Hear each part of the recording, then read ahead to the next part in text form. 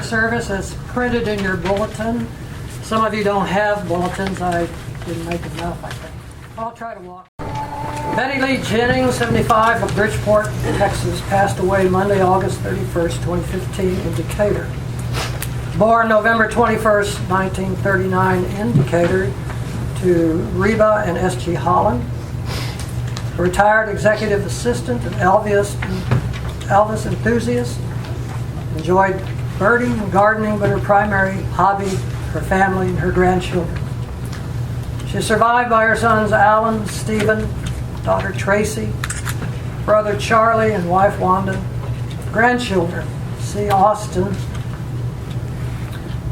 U.S. Army retired Shelby Lee Castillo, Tanner, and Daniel, and great-grandchildren Ellen and Lillian.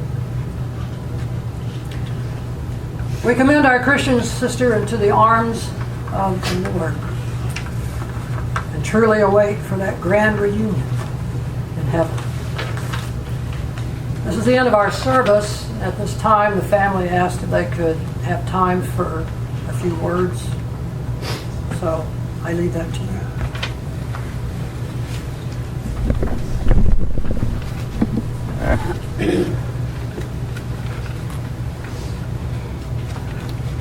Well, I thought I would know everyone here, so I wouldn't have to tell you who I am. But I see a lot of faces that I don't know. Probably some of them I knew at one time. But I'm Royce Raven. I'm Betty's niece. And I'd like to say a few words about Betty. But for the family, I would like to thank the congregation of the church for providing such a great meal for us. And also for Reverend Epperson driving all the way from Frisco up here to give us that wonderful service. And also for the Lord providing this nice facility, because in the later years, Betty and Alan were members here, enjoyed coming, and it was really part of their life. Now, I'm going to talk a little bit, maybe too long, so don't get bored. The Raven family, back in the early 30s, lived out in the East Mound community on the old tackle farm. And if you don't know where that's at, if you know where the animal farm is today, that was the old tackle farm where the tackles came from Germany and settled. Well, my mother, myself, and a couple of my sisters lived there. And Betty's mother lived there. Now, while they were living there, there was a family by the name of Holland that lived down the road a piece. And Reba, my sister, fell in love with S.G. Holland, and they married.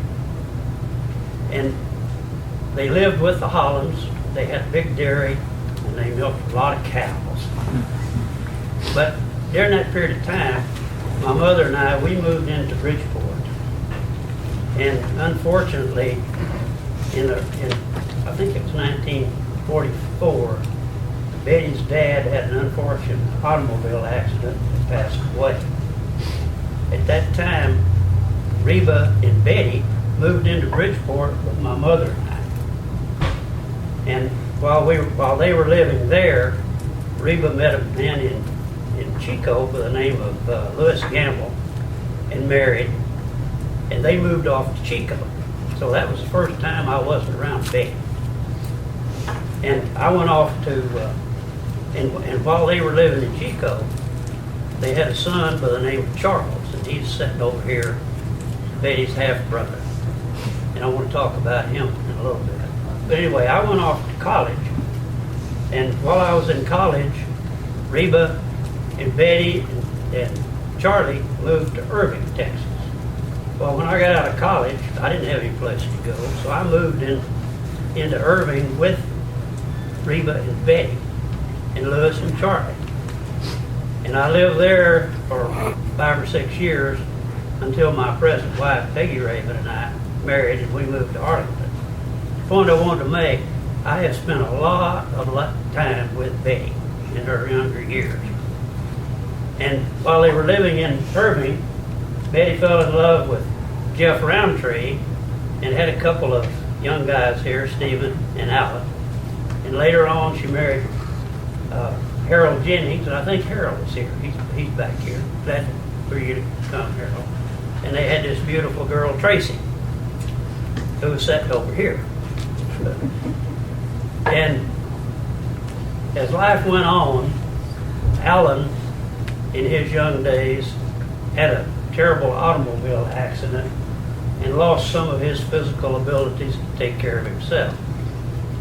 And his mother, Betty, dedicated the rest of her life to taking care of Alan. And believe me, there were times when she couldn't take care of him and she still did. And later, I'd say, I don't know, 3 or 4 years ago, Betty's health started failing. At that time, Charles, her brother, spent hours and hours and hours of looking after Betty.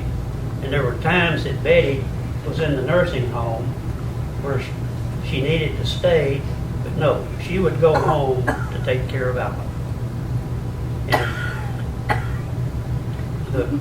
And now the good Lord's taking care of her, and her family will still take care of Alan. But Betty was just a saint in taking care of him. And I think we all appreciate that. And Alan, good luck to you. Thank you. Thank you all for listening. Thank you.